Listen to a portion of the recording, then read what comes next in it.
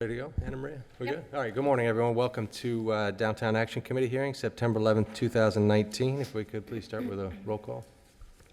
Roger Jansen. Present. Nick Mihelich. Brian Shakwas. Present. Stephen Graham. Present. Michael Cuevas. Present. David Felton. Present. Brad McPherson. Present. Okay, and I guess before we get started, since it is the anniversary of a rather somber occasion in our country, September 11th, why don't we just take a few seconds, bow our heads, and just think about those that lost their lives and gave all of their heart and effort and soul to save a lot of others. So,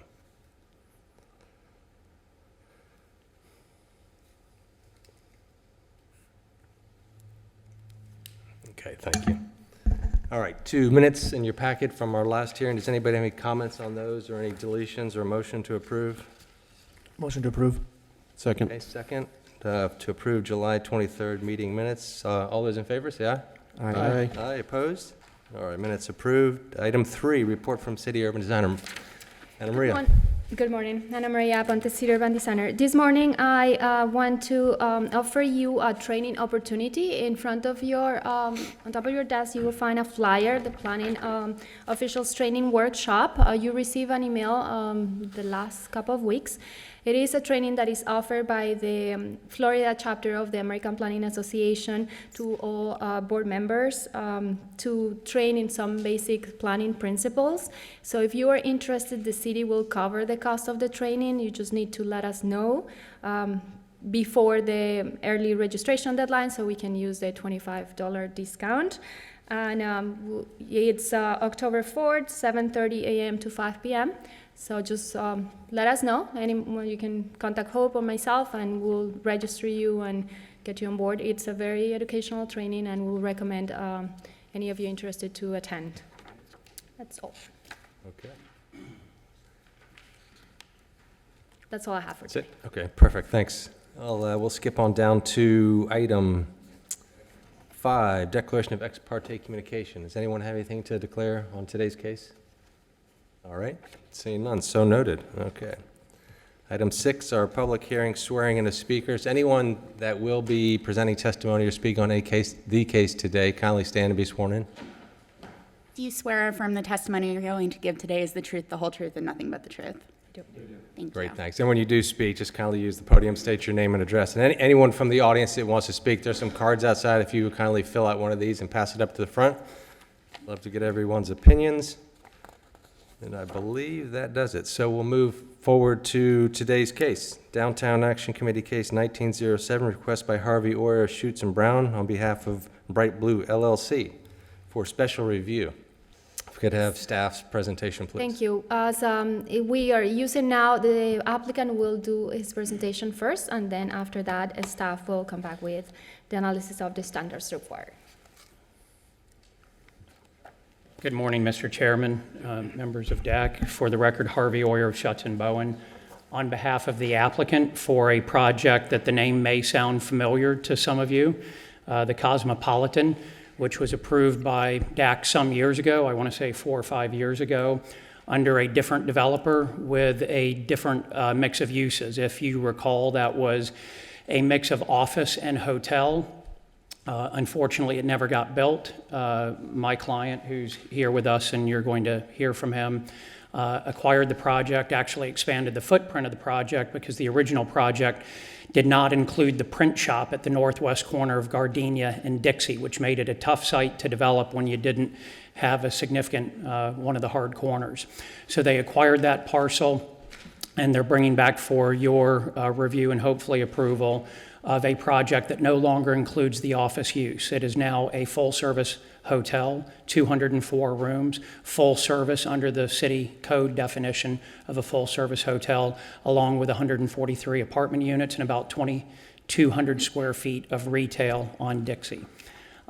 Your jurisdiction is because this is a DAC special review, and there is one variance request, which has staff support. And for the record, we accept all the proposed conditions of approval from staff. So I'll walk you through this. It's actually going to be pretty quick. For those of you unfamiliar with the location, it is north of Gardenia, between Dixie and Quadrille. It's bounded on the north by an alley. So it's effectively half of a city block. It is in the Quadrille Garden District 10-30. And again, our request and your jurisdiction for DAC special review is because of the size of the project. It is proposed at 22 stories, 143 apartment units, 204 room full-service hotel, and about 2,165 square feet of retail on Dixie. This is the ground floor. I'll give you a moment to absorb it, but starting from left to right, from Quadrille to Dixie, you can see the hotel use is on the Quadrille side. The hotel lobby and restaurant are on the Quadrille side. The access point for the entire project, whether you're the apartment on the east side or the hotel on the west side, is in the middle of the block on Gardenia. There is another access point onto the alley. The alley is currently 14 feet in width. We're proposing to add 6 feet to it. We worked with staff to see whether it made sense to have a one-way alley, since 14 feet is not enough for a two-way alley, and it did not make sense. Staff wanted it to be two-way, and the only way to really make that functional is to add more feet to it. This is a problem that this DAC committee has encountered for most of the projects in the downtown. I think all of the alleys in our downtown, according to the original plats, are pretty narrow by today's standards. And the reason I highlight that is not only does it make a difference for the functionality of our project, but also the future functionality of the other half of the block to the north. And it is also what is precipitating our one variance request when we get to that. But I'll let you look at this. You'll see that there's the Uber, Lyft, taxi pickup and drop off is internal, not external. The apartment renters and the hotel guests utilize the same access point and the same parking garage. The standards for your special review, I can go through these individually if you'd like, but we believe we comply with all of them, and staff concurs. I'm delighted to come back and discuss these if you want, but I don't think they're in question. And then finally, our variance request.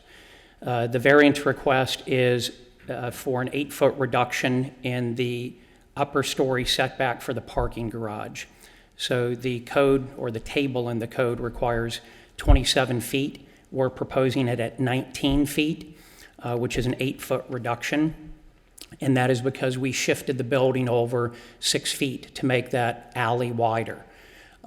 So you may ask yourself, well, why not just make your building more narrow and comply with the setback requirement? Well, if we do that, we cannot get the double-loaded garage in, and that would force us to put 2 more stories of garage to legally park this project. So we are proposing the setback variance to allow the double-loaded garage to function, not add 2 more stories of height to the parking garage. And we are proposing to screen that parking garage on the Gardenia side with an artistic treatment, which we'll share with you more as a mitigation for the 8-foot variance request.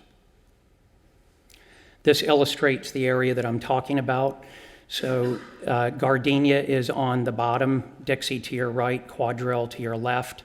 The area highlighted in yellow is the variance area. You'll notice it's not the entire Gardenia frontage. It's about 55% or so of the Gardenia frontage. And you can see where the 27 feet would be if we were to recognize the table requirement at the 3rd story and above, and it would wipe out that row of parking. And if we wipe out that row of parking and you do the math, it creates 2 more stories of parking. And I don't think it's any of our goals to have a taller parking podium in the downtown. So this is the view from Dixie Highway looking northwest. You can see the 5-story building on Dixie, retail on the ground floor. To your left, you'll see the parking garage, and you'll see the artistic treatment that someone other than me can discuss in detail with you. But that is how we propose to mitigate the fact that we're 8 feet closer to Gardenia than the table otherwise would require. There are variant standards, as you know. We believe we comply with all of them. Staff concurs with us. Again, I'm delighted to go through them individually with you, but for the record, we believe we meet all of these variance standards. These are images of our building from two different perspectives. One is quadrille looking south, that's on your left. On your right is quadrille looking northeast. Again, the hotel is on the quadrille side. The portion of it with no balconies is the hotel portion. The portion above it with the balconies are the apartments. And the apartments are also above the 5 stories on Dixie Highway, above the retail. So this is back on Dixie Highway, retail ground floor, 4 stories of apartments above it. Parking garage is the artistically screened portion to the left in the middle of the block. The non-balconied portion of the building is the hotel, and we can describe to you the hotel concept and the flag that it will carry. And above it with the balconies are the remainder of the apartment units. So our ask of you, I think, is very straightforward. It is your typical DAC special review with the one variance for the parking garage setback of 8 feet on the 3rd story and above. And that is all of my portion of the presentation. I want to tell you who our professional team is. They're all in attendance. The developer, who you will hear from momentarily, Lon Tabachnik. Our architect is Adachi. Our civil engineer is Rick Rikinis, who you all know, and our landscape architecture firm is John Schmidt's firm, who you all know. So we stand ready for questions. If you have questions of me, I'll stay here. If not, I'm going to introduce the property owner and developer, Lon Tabachnik, and he can walk you through the more detailed program. Mr. Chairman. Okay, yeah, does anyone have any questions for Mr. Oyer on the technical variance component? I just had a quick question relative to the setback. It seemed on the graphic it was from the curb and not the property line. Is that the standard for the setback? Yep. Let me clarify. Anna Maria, is that where we measure? Yes, it is, Thank you. where it's measured from. Mr. Oyer, I see your neighbors are here with the alley impacting their property. Is everyone okay? I haven't had a discussion with them other than just momentarily, so I'll let them speak for themselves. I did have a discussion with the neighbor to the south, Bill Bone, who owns the building to the south. He's in favor of it. He couldn't be here today, but he authorized me to relay that to you. I'll let them speak for themselves, but I think we've tried to help their future development opportunity by widening that alley that we would someday share with them. Thank you. Okay. Any other questions for Mr. Oyer? Okay, we'll go ahead Okay. and continue with your presentation. On. Thanks. Which screen would you like? You can go to The final? These? Yeah. Okay. Thank you. My name is Lon Tabachnik. I'm the developer for Bright Blue. This is an exciting project for us. I know you've heard the original Cosmopolitan proposal, which was here, which we acquired. We were fortunate enough to be able to acquire the print shop, thus have a whole block-to-block project, which we thought enhanced the overall offering. We've reduced the height from the original proposal by wrapping what was the parking garage prior to having the print shop. So we've put active retail along Dixie and wrapped that parking garage with the apartments, allowing us to lower the building from 25 to 22 stories where it is currently today. We also are currently negotiating with Hyatt for one of their new lifestyle brands, the Centric, which is an urban lifestyle hotel product that Hyatt has come out with that is both in Fort Lauderdale in the downtown, just completing, as well as Miami. So we're excited to be able to get to that franchise agreement after we conclude our site plan approval process. We took some good looks around the neighborhood and looked at some of the garage screens and some of the artwork that was in the downtown, and we felt we came up with a very good alternative to some of the traditional screening. It's a flex facade that allows air transmission through it but reflects heat It's on our south elevation primarily, so that'll help keep the cars in the garage a lot cooler. It's also very weather resistant. We have a similar product on a hotel project I did in Hollywood called Margaritaville. We have a big palm frond that's been up almost 6 years now, and it's fared very well through some challenging weather conditions.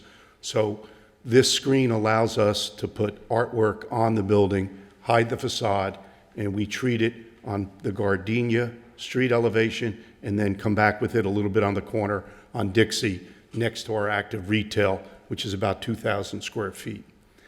The other exciting things are that we have an active restaurant on Quadrille that's open to the public as well as the hotel guests, and a rooftop restaurant and bar, which will be on the west side of the property with a pool. The hotel has one pool. The residents also have their own pool. But that rooftop pool has great views to the south, east, and west of the downtown. And we think this project fulfills a need coming from Clematis South to City Place by filling up some vacant spots along Quadrille and Dixie Highway. I'm open for any questions you have, but that's basically my presentation. Thank you. Does anybody have any questions for the? Just a question on the mesh. You mentioned the one in Fort Lauderdale in 6 years. Is there a lifespan estimate on like this product? How does it look in 20 years? Does it get replaced? Does it fade Yeah, out? there's a warranty that comes along with it, but we expect it to exceed 20 years. It's a very, we have a sample here. We got it. Yeah, we Appreciate it. We have I it up have the here. sample. Yes, Thank you. you can feel it's not a awning type material. It's a structural material and it's stretched into those sections. Great. Roger. Are you going to do an architectural presentation as well? Or is someone else going to do that? We have our architect here. He's available for any questions you might have. Okay. If there's an issue with wear on that, is there an obligation to replace it and put the exact same thing back up if in 10 years it starts to wear and start to fade out? I've never seen the product before, so this is the first time I've kind of come across this, and you're stretching it along a large swath of building, so that's why, are there any special considerations for maintenance or replacement? It has a 20 to 30 year lifespan. It comes with a 10-year warranty. But like any paint on the building down here, or signage, or landscape maintenance, the same obligations would fall to the hotel owner at the time to replace or repair. Okay. Well, we can have some discussion then, if that completes your presentation? Yes. Later amongst ourselves. Why don't we go ahead and open up to any comments from the public then, before we start our question? Staff has some part of the presentation. I'm sorry. Staff presentation? Yes. Oh, yeah, we'd be Thank going you. back. I apologize. I'll tricky, get but- used to it one of these months, sorry. Me either, by the Sorry, way. sorry. Yeah, I know, there's a lot of material there. Couldn't be done.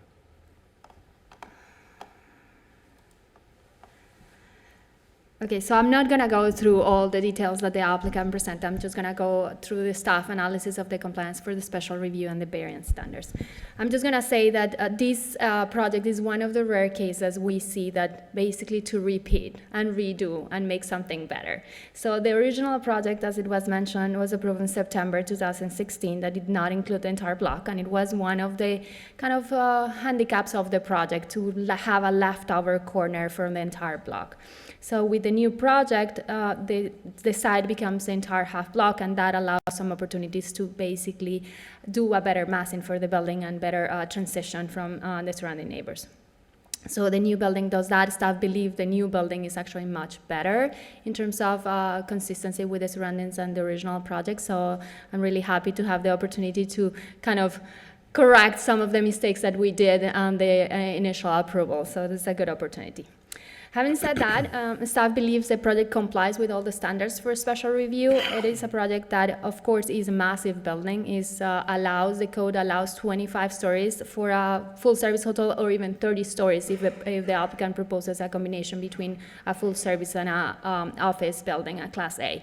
So in this case, the building was reduced from the original 24 that was proposed by this applicant to 22 due to the effect of moving some of the residential units from the top floors to the smaller building that was kind of reorganized along Dixie Highway. So Dixie Highway frontage has a building that is only 70 feet in height, very compatible, 6 stories with the surrounding buildings along Dixie that are all in the scale between 5 and 10. We have some that are 16, like the Alexander building, but in general, the scale of Dixie is a lower scale building. It also is in proportion with the section of the street, given more or less a 1-to-1 proportion, so given a very, very comfortable pedestrian scale in there. On the other side, on Quadrille Boulevard, where the mass of the tower is located at 251 feet, it is located along Quadrille Boulevard. That is basically, if you combine the section of Quadrille Boulevard with the FEC right-of-way, is around at 200 feet right-of-way. So if we're going to have a tall building, we should put it towards Quadrille, and that was the intention of the code. Of course, the tower goes also along Gardenia, so it's not only placed on the frontage on Quadrille, so that's why we try to work with the applicant on doing that transition to lower the building on Dixie Highway. As I mentioned, it has been a big work with the applicant. They have been very accommodating to staff requests. The image on the left is the original image that was submitted with this application. If you can see, the initial proposal have the properties on Dixie just with the lobby for the residential building and the garage exposed. So we work with them to lower those units, and we believe the result is a much better building for the context than it was initial proposal. The applicant was very receptive to staff comments and accommodated the design, lowering the scale of the building also from the 24 to the 22. It's actually 21 stories of units, and then they have a rooftop terrace that does not occupy the entire, so it's even lower. So that's a very good result of the planning process. We also work with them, and you can see the changes in here. This is the original proposal presented, where you can see the screening, large screens for the garage, and no active uses along Dixie, to the new design that has the full active uses on Dixie Highway. So that's also very positive. In terms of the public realm, we believe the project is substantially improving the conditions of the area. See what mentioned by the applicant, they are providing active uses almost on the entire frontage. Along Quadrille, the active use for the hotel and the restaurant is activating almost the entire frontage, not quite 100%, but almost like over 80%. And on Dixie Corridor, the same way, they are proposing commercial uses on Dixie Highway. The residential lobby is accommodated from Gardenia, the corner access from the public open space. And then, despite that, they have the mechanical uses along Gardenia that occupy a small portion. And they also work with staff on accommodating the drop-off area for the hotel. It was originally on the 3rd level of the building. It was, for functional purposes, it was moved to the lower level that works better for the hotel operator and for also Uber and Lyft. But we work with the applicant on providing a cover open space between the drop-off area and the sidewalk, and it's that this portion in green shown in the screen. That is basically a cover area, but it's kind of a plaza. So when you're waiting for your car, you can sit there and relax, and it will be an interesting activity for the street. We have seen examples that we work similar or initial concept about these with the Marriott Residency Inn, where they have the drop-off area along the street, but it's kind of set back from the street a little bit. They have a plaza next to it, and that plaza, when you look at it, is very activated with people waiting for their cars. So this is gonna work actually much better because the drop-off area is totally screened or behind that open space.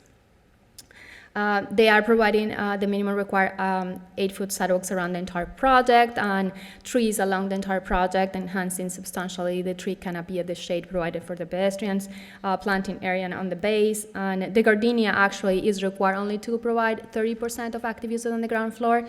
With the design that they're proposing, they're providing almost 50% of active uses along the frontage. So that is a very good result. The open space, as I mentioned, the required public open space is a garden plaza located at the corner of Gardenia and Dixie. The requirement is 1,600 square feet. They are providing around 2,400 in excess of what is required, with a combination of seating areas and like very contemporary design with a different type of grasses and benches. In terms of the traffic circulation for the project, the staff worked with the applicant to provide only one curb cut from the street, and that is located on Gardenia. That is the best option for this project. It's a secondary street, so it's the one that we wanted the access for the project. They are combining the entrance for the hotel and the residential, so only one curb cut for this project. The additional access is provided from the alley, and that's one of the reasons why the project had to widen the alley to provide a two-way to operate the entrance in there, and also to accommodate the loading area from the alley. The drop-off area, as I mentioned, it's on the ground floor, internal to the building, so not affecting any stacking on the street. The loading area is from the alley, operating for the garbage and the residential units and every needed for the hotel. The project is functioning according with the traffic standards. The only issue that we have is the intersection at Gardenia and Quadrille. Due to the increase in traffic with this project, is gonna be a fail intersection. However, the project is, as you know, within the traffic concurrency exception area, so they're not required to provide a kind of a mitigation in terms of enhancement of capacity. However, based on this, we are recommending that the applicant work with the city's traffic engineer to implement transportation demand management strategies to mitigate a little bit the traffic that is gonna generate it for the project. A hotel use is very conducive to do some TDM strategies to try to encourage the guests not to rent a car and just Uber to the hotel and provide bike facilities and other facilities for this. So this definitely will be a process that we're gonna engage with the applicant before the site plan approval is issued, and include the specific conditions that they will be required to comply for the length of the project. In terms of the variance request, staff supports the request. The conditions of the site are very tight for the provision of the parking. The site is only 142 feet in depth, and by the time you apply the required setbacks, they are measured from the back of the curve, so they're it's around, right now it's approximately a 5-foot wide sidewalk in the right-of-way. The building has to provide a minimum of 12 feet of public room on Gardenia. So in addition to the 5, the project had to set back additional 7 feet to comply with the minimum 12 feet requirement. They also are required to provide a 5-foot setback from the alley, so that just by applying just the minimum required setbacks, the depth of the site is reduced to 130 feet. When the regulation for the parking uses above the 3rd floor, not screen parking uses, so this setback only applies to parking uses, is put in place, that will reduce the depth of the site to 115 feet. So you know, for a double loaded corridor and efficiency, you need a minimum of 120. Once you count the structure and everything, it end up being 125. So if the variant is not provided for this project, they will have to definitely do an additional level of parking to accommodate, kind of compensate for the not fully double corridor parking. So the applicant is requesting a variance for 8 feet to accommodate the parking in 8 levels above the 1st floor. As I mentioned, the requirement is for 27 feet above the 3rd story. The applicant is actually providing 19 feet 10 inches. The variance request is for 8 in case we have some, so we want to give ourselves some room for errors in there. This is just to show you what the setbacks are and the width of the depth of the site will result. As I mentioned, they are providing 19 feet 10 inches for the setback for the entire building or the tower component. The lower building, the residential lower building, is actually set back further because the open space is located in front of that. So the additional setback affects basically 4 levels of the parking. Staff has worked very extensively with the applicant to mitigate the impact of the parking garage. With variance or no variance, we think the impact of this garage is substantial, though the code allows parking uses on a secondary street. It's kind of the preferred location for the parking uses, and without the active uses. So it's kind of a double standard. Like we allow them to have the active use, the parking without screening on a secondary street, but when they are above certain level, we would like them to set back to mitigate the impact. So just to mitigate the impact of not having that setback, we have worked with the applicant on doing a couple of things. The first one is to lower the fenestration pattern of the hotel elevation 2 levels to kind of reduce the height, the overall height of that portion that is perceived as the garage screening. So we work with the applicant to lower it 2 levels. They are basically doing the same fenestration pattern of the hotel, and it looks like the hotel units. It does not have glass though, it's just the opening at this point. The remaining of the garage screen is proposed by the applicant to be a combination between aluminum vertical posts that are 6 inches by 6 inches and are the vertical elements that are located on the top and the lower level, and then the photographic polyvinyl coated mesh that is, it was divided in panels, basically 25 feet by approximately 31 feet in height, the tallest one. We have provided a sample of the material. Originally, staff had some concerns about this material. We had the same questions: how is this durable? Is this? So they provide us the sample of the material. They gave us the links to all the providers. And actually, this type of screening is widely used in various architectural projects for large scale and small scale, not only for garage screening, but actually for creating facades on office buildings and other type.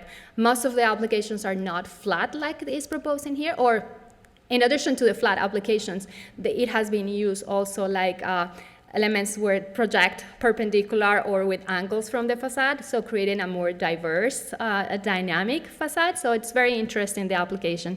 In this case, they're gonna just do a flat application, so it will be attached to the building. They are proposing to have a printed image in there. The image that you see in the screen is just placeholder, doesn't mean that will be the image. We'll have to work with them exactly on what is the image that they are proposing. It has been clarified to the applicant that even if they propose an image and they engage an artist, this will not be applicable for the art in public places contribution that they are required to do. So it will be in addition.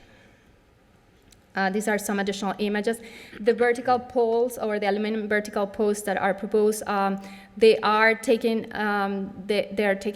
to the ground at the garage, so the screen does not go to the pedestrian level. So at the pedestrian level, you will see some base plant material, the aluminum poles, post, and then the garage screen starts on the second level. So it will be kind of a view from the distance where you will see the image for the artistic rendition.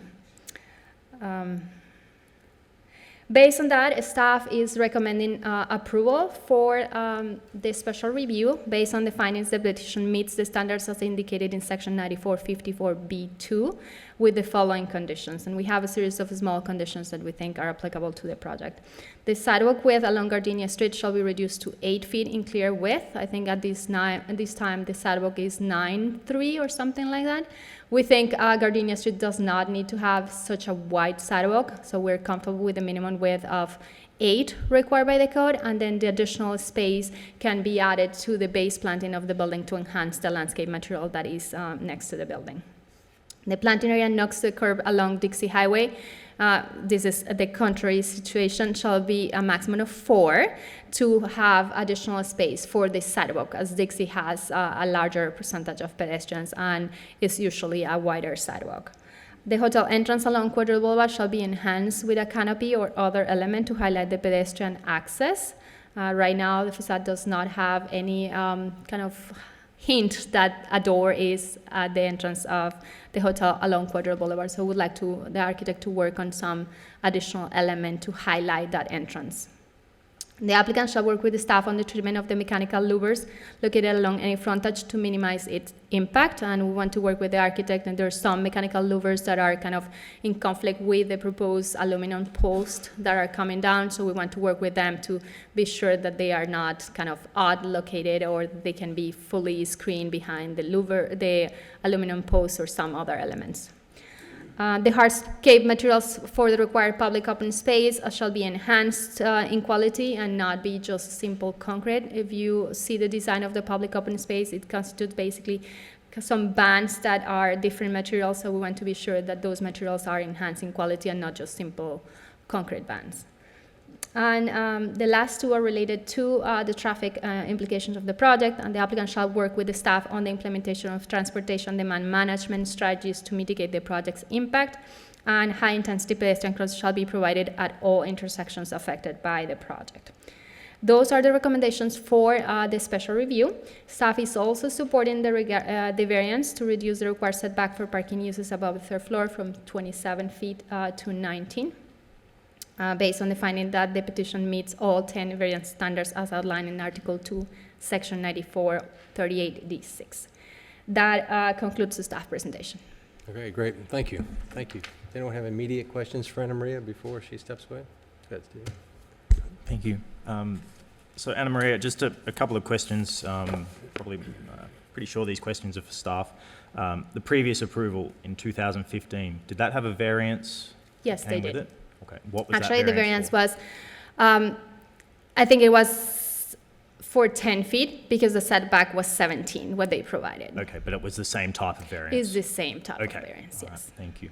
My next question, this is just a clarification.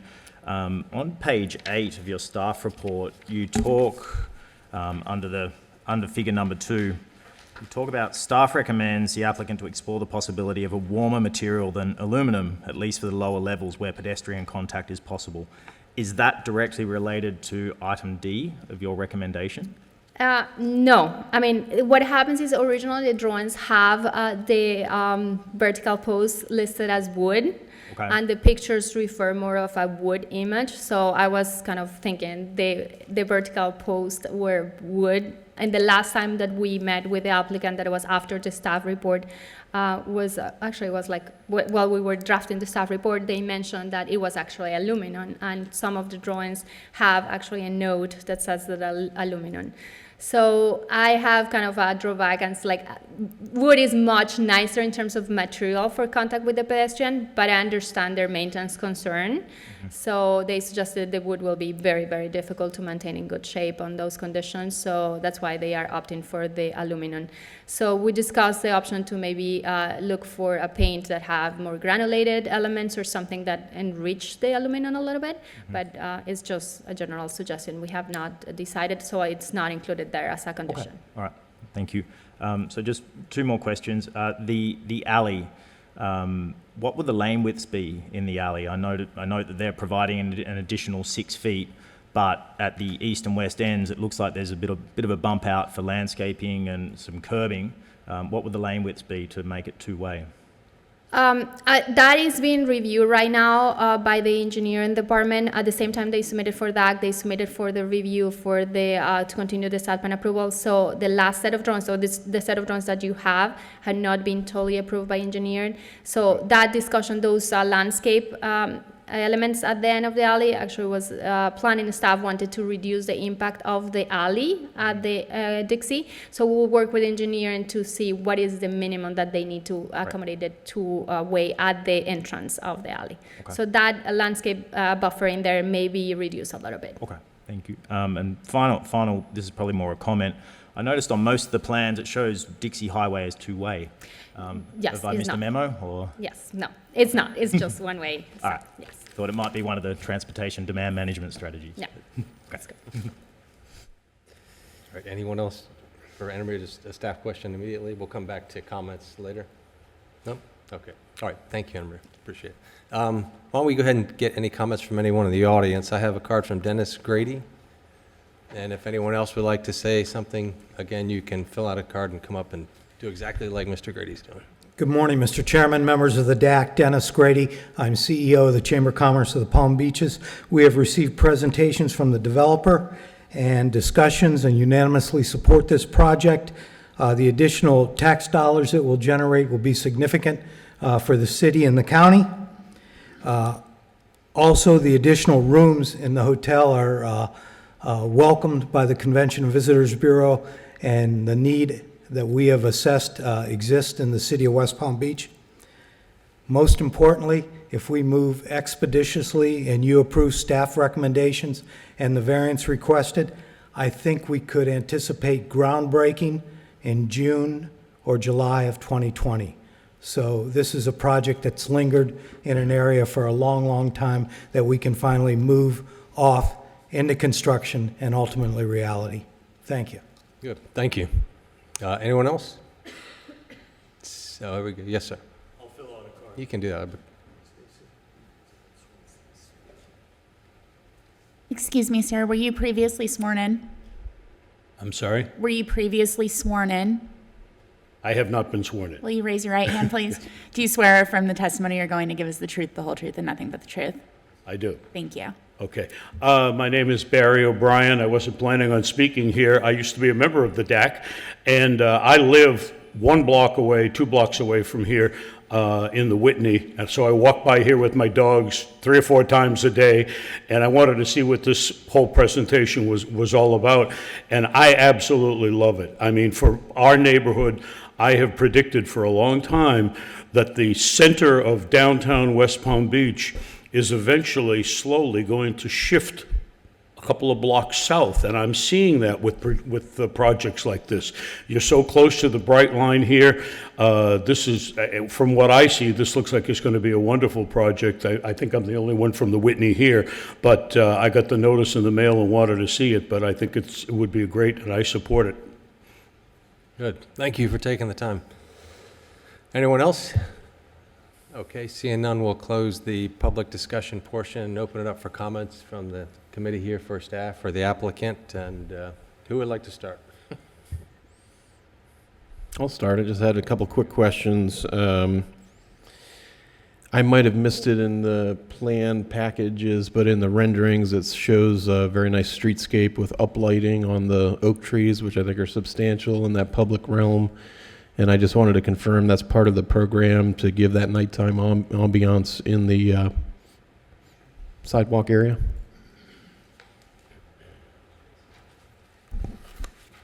Hi, Nick. Michelle Schmidt-Nichols. Yes, we plan on providing decorative lighting. The oaks will be uplit. It'll be very inviting and safe from a streetscape view. Great, thank you. And then the other question I had was the requirement for high-intensity pedestrian crossings. What are high-intensity pedestrian crossings? Those are basically the zebra, what is called the zebra. When you have an intersection, you have the white bars going through the intersection. Sometimes it's done like that, or when they have other conditions, it's like pavers. In this case, we want at least the bars where it shows the crossing. There are certain standards, traffic engineer standards, that classify that as a high intensity. So this would be thermoplastic paint and Yes, exactly. the white bars? Yes. Okay. Okay, thank you.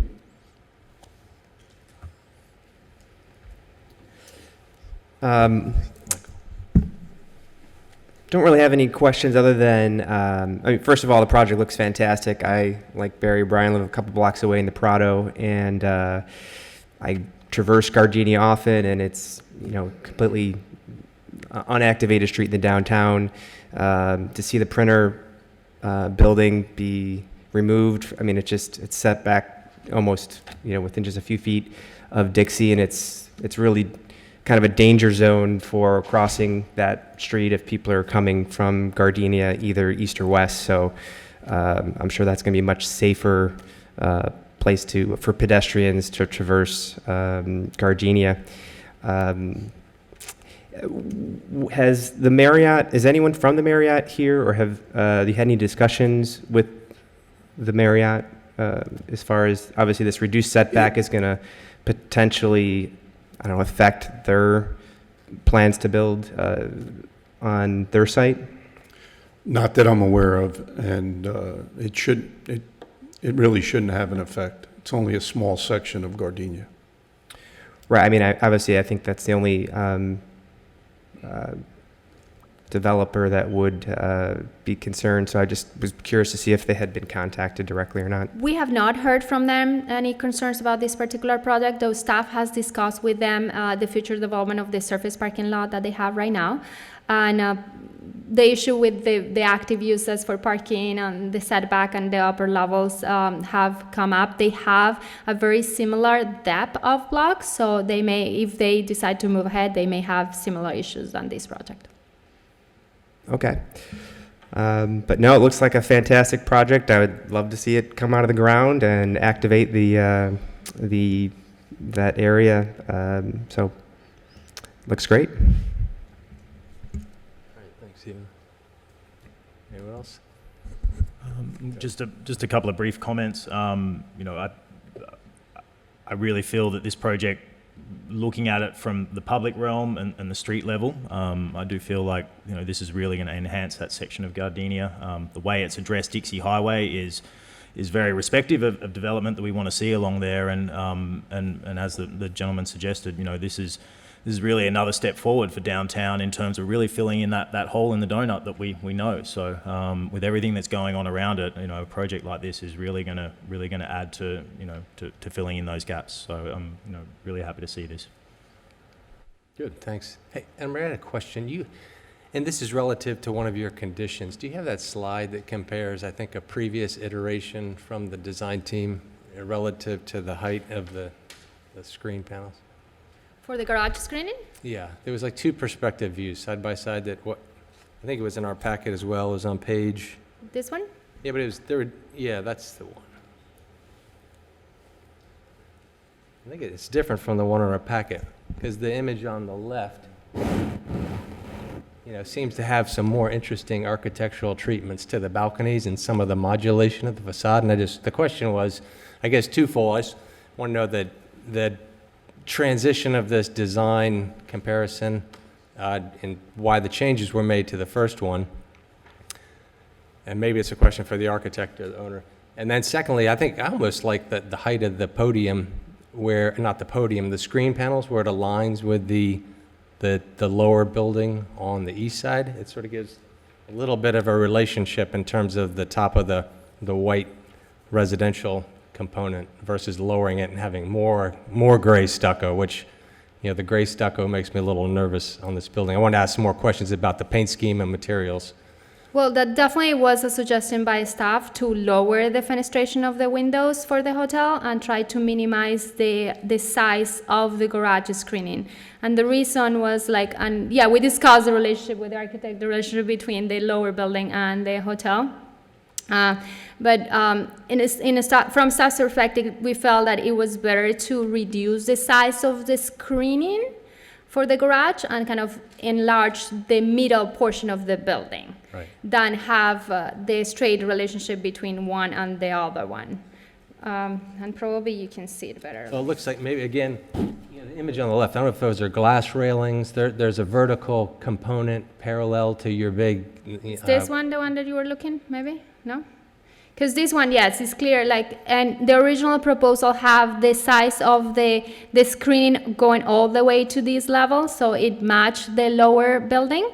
And then with discussions with the applicant, staff suggested to lower the fenestration of the hotel to minimize the size of the garage screening.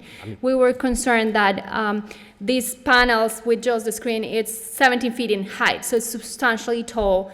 We suggested that it was better to reduce that and make it look like it was active uses for a larger portion of the building. Right. That well, was my preference would be to have kept it the previous where it aligns with the top of the smaller easterly structure. That's just my opinion. I don't know what he feels about that. And again, it's covering more of the gray concrete stucco and the voids into the garage. So it would seem to make sense, but. Mr. Chair. Anne-Marie, above the vertical louvers, you said that those were open garage spaces anyway. So those aren't windows. You've squared it off to have the repetition of the windows in that larger gray area. So those aren't windows anyway. Those are looking into a garage. Is that correct? You mean these ones? Yes. Yeah, I don't know, correct. are you seeing my Correct. mouse? Yeah, Correct. these ones they don't have glass. They just Right. follow the same pattern than the hotel. And again, the staff concerns was the size of the garage screening, the size of the vertical panels. After the All Aboard Florida garage, I have nightmares about it. So I'm trying to do everything that kind of makes the garage screenings smaller all the time. Okay. That was a staff proposal. That's just definitely my the- comment on that. Don't know if the architecture design team has any opinion, one way or the other. Sean? And then the question is the fastening of that material. How is it fastened to your vertical supports, the aluminum vertical components? Hi, Sean Walsh from Adashi Architects. You want to talk about the fastening first, or? Sure, start there, that's great. The screen is actually inset between the vertical louvers, so the vertical louvers stop, and then the screen is set back a few inches from the face of that. We didn't see a need to have the louvers behind the screen, because then you would see the shadow of those louvers. So we didn't want the two elements competing with each other. So that's how we designed that. So is it in a frame, that mesh, wherever that sample is? Is it in some sort of Yes, metal yeah, frame? there's a metal frame that is used to stretch it, and sometimes they will use intermediate frames, Right. depending on the span. I believe it goes, 25 by 25 feet without any intermediate frames. When it comes to first of all, I'd like to thank staff for our relationship working through this project was great, and they had some really good input, really good comments.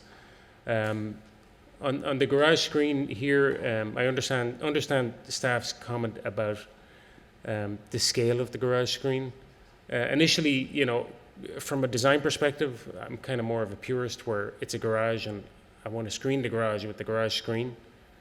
And then when you get to the hotel rooms, I want to have a different facade on the hotel rooms because it's a different function. So, but I understand their concerns. My concern at the time was that this center belt now that is the hotel rooms was getting too tall in relation to the garage screen below. And also, as you pointed out, the top of the garage screening does not line up with the lower building on So it's your on Dixie. preference to keep it higher?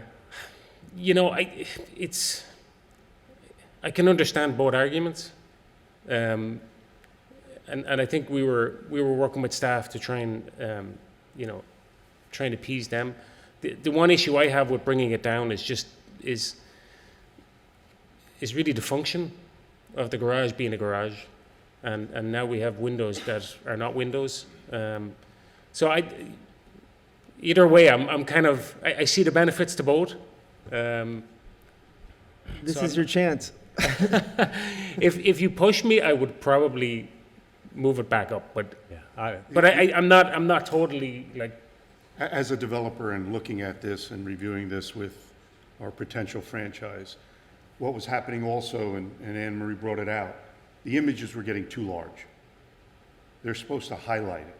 They're not supposed to be the building.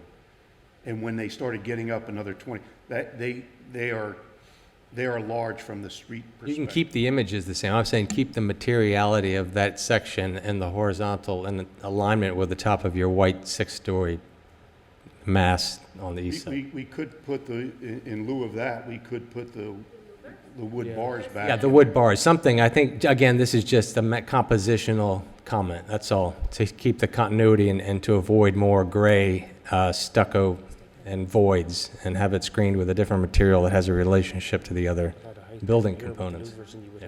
So that's all, that's just my comment. I'd like to see staff work with them on going back to So developing. just to clarify what you're suggesting, so that means that instead of taking the screen all the way up as they had it originally, will be the louvers will go to match the level of the six-story building, and the screen will remain the same size that you're suggesting. If you want that, we can do that. That's an option. You guys can develop as the design team, and staff can critique it accordingly. We'll do some photoshopping Okay. and look at it and evaluate. Okay.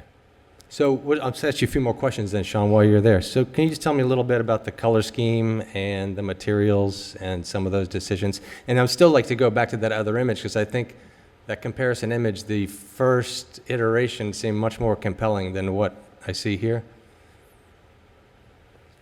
And maybe you can just help me be less nervous about the gray colors and the balconies and the metal railings versus, I think, what you had proposed there. I don't know what he's talking One about. other thing, and maybe this was my fault. These are nighttime shots because they punch better and you see the light coming through. Maybe we should have given you a daytime because it's not going to appear as dark as it does at night. But there is a definite contrast between the two grays and the lightest gray, which is on the apartment side. Here, maybe? I'm not sure I understand which balconies Well, are you talking about, the ones at the corner? See the major element that's on the right image that's on the west facade that angles out and protrudes above the roof line? On the left image, there's another component that projects off the facade, the full height of the building. Oh, these elements. And as well on the corner, on the southeast corner, there's, I don't know if it's glass on the balconies or... There just seems, and in the midsection, there's some modulation going on there that just seems to be a little bit more intriguing than what this final presentation is. So I just don't know if that was driven by staff comments or design iterations you just explained. I think it was just design iterations and working with the developer and the owner as we worked through the project, that it changed and evolved. Because, things that I like, obviously, you have one component that comes out on that southeast corner at the transition line from the gray to the white from the different residential uses. I think that's successful. But then on your final iteration, again, I don't know what's the transition from the gray to the white? Is it just a paint color change from? Yeah, there's a paint color change, and you can see in between the gray and white, there's a horizontal element. Band of glass, is that right? Yeah, it's a banded glass. So we're using more glass there to try and create a separation between the two colors, less stucco. Yeah. Yeah. And which I like. I like the transition. I like that. That's nice that's a good clarification. So it seems you are a little bit concerned about the color scheme of the because it's a stucco painted, the gray, it's looking too dark. Yeah. I think if they could err towards lighter grays, and whether they're in cool grays or warm grays, but I'm sure you'll study that in more detail. But Yes. But again, to the image on the right, even the elevator tower, is that pattern, that camouflage gray pattern, are there reveals between these paint changes, Yes. like stucco reveals? Are they metal channels, or what are you using? We haven't decided on what the material, but we will have reveals between the different colors. Okay. Did you think about any other materials and other than the painted stucco? That's the same question for your canopy wrap element on the west side, which again, is that painted stucco as well? Yes, it is. The dark gray? But, on the west elevation, we do have a lot of glass. That's all glass, yeah. I know you just have that wrap around it. So we were trying to, use the materials in the right location, for the project. So on Quadrille, we felt that was the real important facade that you see from the bright line, you see from Quadrille. So that's why we used a lot of glass there. And then, we have different materials. We have the wood, the garage screen, the balcony railings. There's a lot of different colors, the glass. At a certain point, it is, for me, it's a good composition. It's busy. It has some good vertical elements that anchor the building. But I don't, sometimes you try and interject more materials and it gets too busy, So we're trying to keep that balance, really. And talk about, I don't know if you have an image there, if you go to the western facade, where whatever you call your big U-shaped component that wraps the whole west facade, how does that engage the ground on the southwest corner? Is it just, This one? it looks like it doesn't reach the ground? No, this element, no. No, there's actually an outdoor terrace at the ground floor there, so it stops above that. And that outdoor terrace will probably be activated with a indoor-outdoor bar, seating. It'll be very active. So we felt that was a good spot to, especially being on a prominent corner, it's a good spot to stop the skin before it gets to the ground and open up that area. Right. It might be too heavy if it came all the way down, I just think in masonry and stucco, it almost seems like it wants to go sit on the ground, versus I could see if that was wrapped in an aluminum skin in the gray color and a steel frame wrapped in aluminum panels, it might be more successful, but I'll leave that up to you guys. It's just a suggestion. It might even more so give it that differentiation and hierarchy for the facade versus just more of the painted stucco. Yes. Just a suggestion. I know it's a big change, and I don't know what it does to cost, but no, I like the west facade a lot. I just didn't, I'm nervous what we saw the building here for the Bright Line, what happened on their north facade. I just don't want to see that on your upper level with the white, with the balconies. That's why I'm more intrigued about your previous iteration, where it looked like you were being a little more creative with some of the balcony treatments and some of the, you had, looks like some differentiation along those upper 7 or 8 stories. So I would encourage you to go back to that previous iteration if you could. Yeah, I think on those upper floors, there's a potential to create where the balconies are stacked on top of each other to create I'm a looking color. back at these bigger plans. Create maybe a color that comes down with the balconies, so they look like one vertical element, which is it's an easy thing to do, but it then would bring some of the color from below up to that level. Yeah. So we could study that I think too. if you could study some of those upper level, the relationship of the balconies and some of the fenestration, where they're, you know, versus just stacking the same window top to bottom, once you get above that break line, I think Okay. that would help a lot. Like I said, I do like what you've done with the west facade and the canopy above the roof terrace on top. It's very, very intriguing. It's very nice.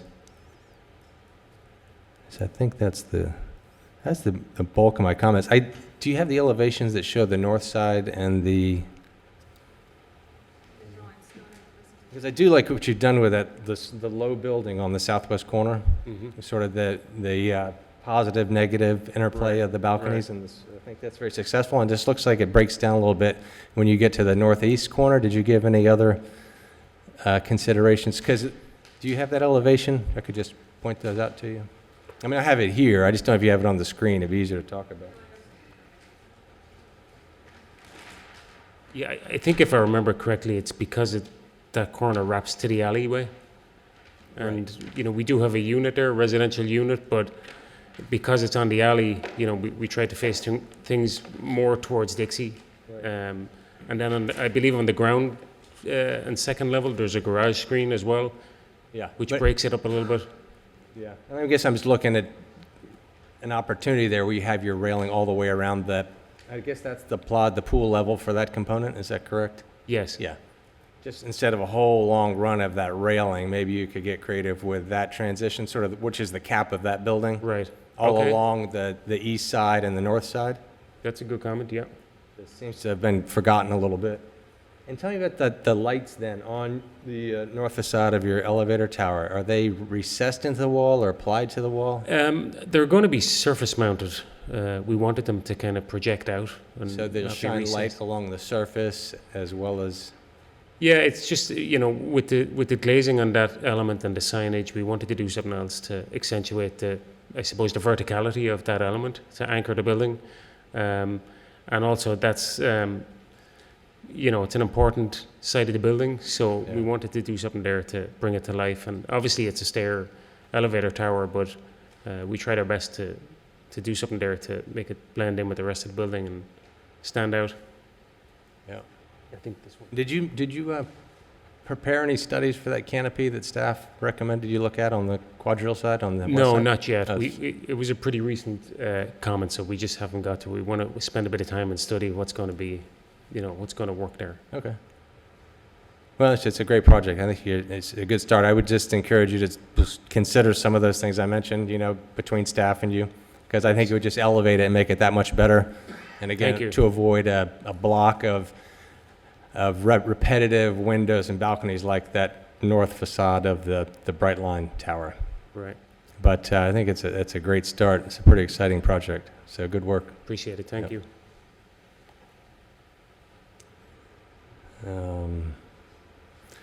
As far as the variance, I have no problem with the variance. It makes perfect sense. And I think it was granted before, essentially, so.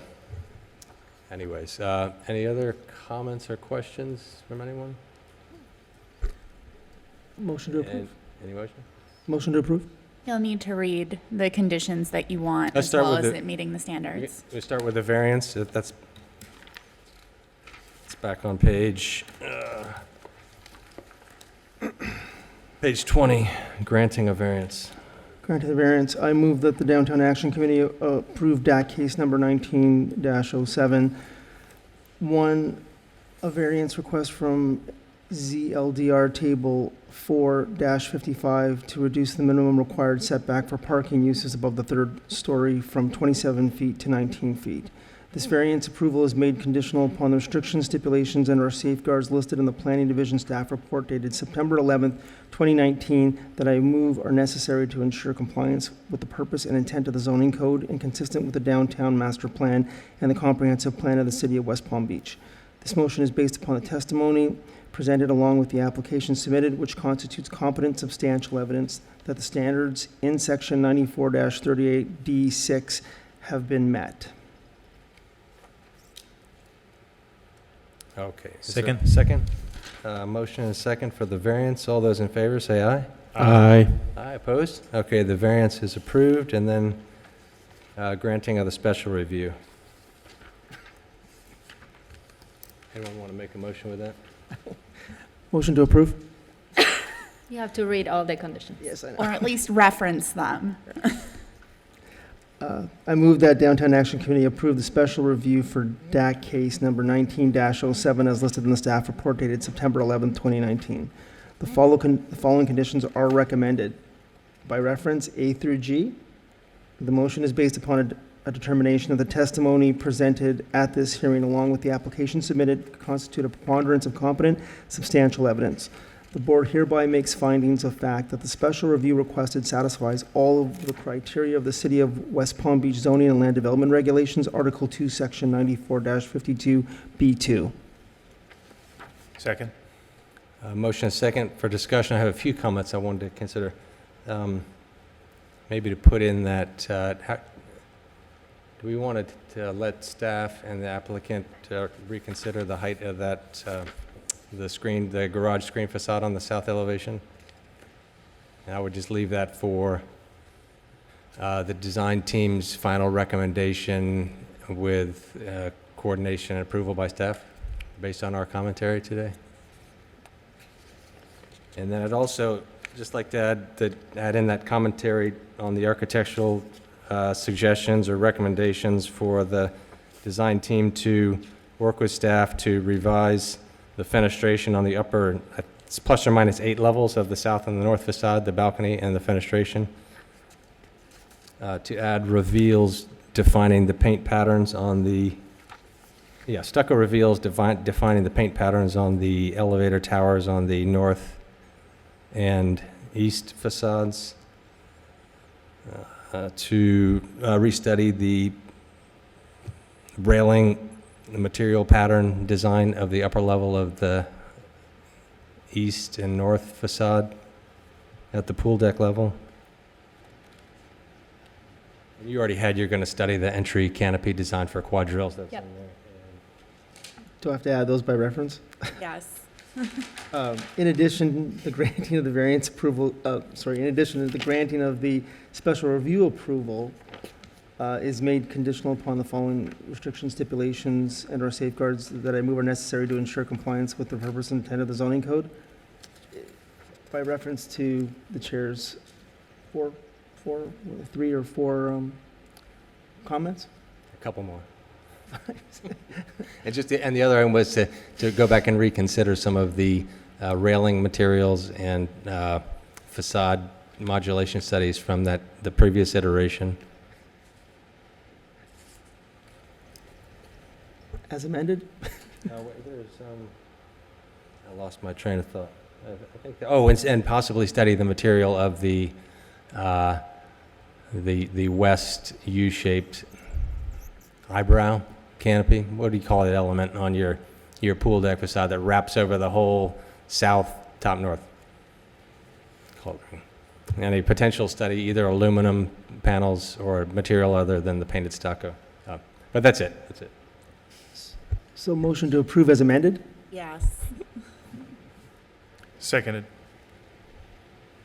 Oh, okay, motion second. Any other discussion? All in favor, say aye. Aye. Aye. Opposed? Good. Thanks. Good luck with the project. Appreciate it. Thank you. I think that's the only project today, right? The other one is. Oh. Okay. Okay, super.